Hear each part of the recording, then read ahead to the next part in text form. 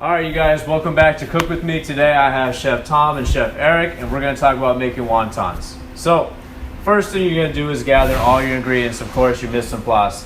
We have a few things here. We have soy sauce, of course, which is a staple in Chinese cuisine.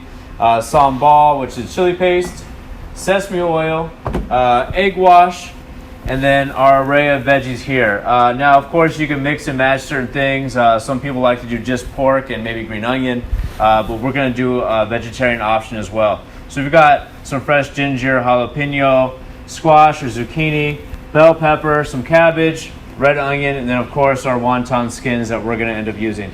They make these in either a flour or a rice version, so depending on what you like is what you can use. Also, they make larger and they make round ones as well, so up to you. So let's see, Tom, show them how you'd want to chop it down.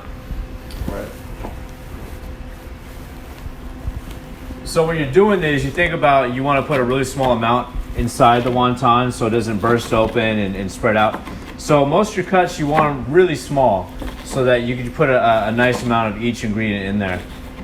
So as you see, Tom is first julienne cutting, and then he's going to turn that into a small dice. So you could go ahead and just start dicing that down now, Tom.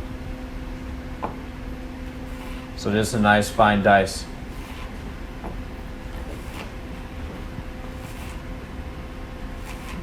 Awesome. So you repeat that process for all the other ingredients as well. Your final product would look something like what's in the bowl over here. This is the veggies mixed with pork, your sambal chili paste, soy sauce, and your sesame oil. So Eric, go ahead and grab some of that. We'll put that into the wonton skins, and then we'll show how to close those up using egg wash, and then we will boil those. Of course, you could boil, fry, or steam wontons or dumplings, whatever you like to call them. Some people, when they fry them, they then dip them in sauce, or you can just turn it into like a soup, like a wonton soup.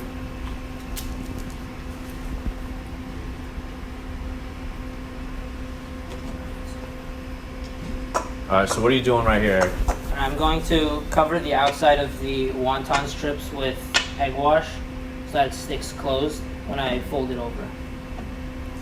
And again, say you wanted to go like a vegan route and have no animal product included in this, you could always use water. I find you don't get as great of a seal, but it will do the job.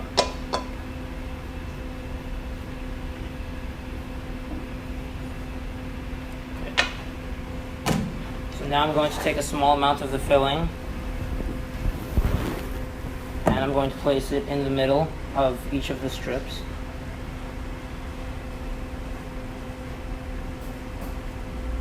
Yeah, I would say for wontons, you'd rather err on the side of not enough filling than too much, because then it will pop open in the water and all the filling would disperse. All right. And now I would close these up by taking one end and sticking it over to the other, closing down the air pockets so that it looks something like this. And then you can go about different ways with this. You can get creative, but you can just simply move these sides down and then roll this last part up here. And then make sure to close everywhere so it doesn't spill out, because when it gets in the water, it will boil, and if there's a small crevice, it will start pouring out. So Yeah, so you might make some, you might lose a couple. It's all part of the learning process, as we saw in our earlier episode with the pancakes.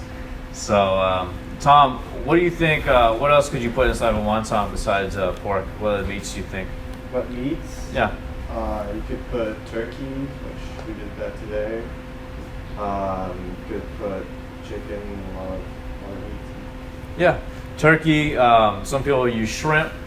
So I mean, kind of whatever you've got laying around, anything extra, you can use it in there. So don't be afraid to experiment. The wonton wrappers, you could buy them. They're like $2 for a 50-pack. So if you lose a few, not a big deal. All right, so you got the water going, Tom. Let's start dropping these in the water while he's finishing his third one. And of course, you want to try to make them all look the same, nice and uniform. Looks nice, shows your skill. And those will go in for probably 3 minutes to make sure that the meat's cooked all the way through. And what some people like to do is they'll take this boiling water, the poaching liquid, they'll add their soy sauce in there, maybe some onions, and actually create a broth. And then they'll serve it with that broth. That is definitely the way traditional Chinese, how they do it in China traditionally. They use a little bit of that broth. It's not something you'd want to do with, say, pasta or anything like that. Not really make the broth entirely of the water you cook the pasta in. But in this situation, you could do that. So those will cook a little bit in there. Like I said, these are a couple sauces that you could use as far as dipping sauces go. Some basic things here. We'll kind of just fast forward. So let's imagine these were in here for about 3 minutes. You'll know that they are done because they'll start to float to the top. If they seem like they're stuck on the bottom, it's probably because the actual wonton is attached to the bottom. So just kind of use a slotted spoon to scrape it free, and then you'll see it start to float around already, and they're kind of coming to the top already. So once you see that happening, you can start taking them out. You don't want to overcook them because the wonton skin will start to fall apart.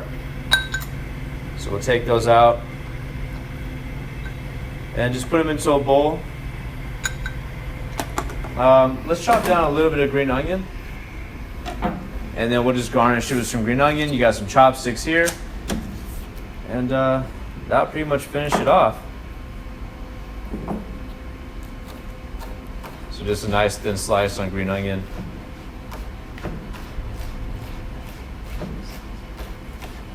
Awesome. So you see that's fast, easy, light meal. There we go. All right, well, thank you very much, you guys. My personal favorite is the sambal. Is that what they use in France? No, No. not usually, but Okay. I like it spicy, so I usually pick this sauce. So. Okay. So yeah, you can sprinkle some of that sauce on the top, or you can put it right on the side and give the option to dip it in.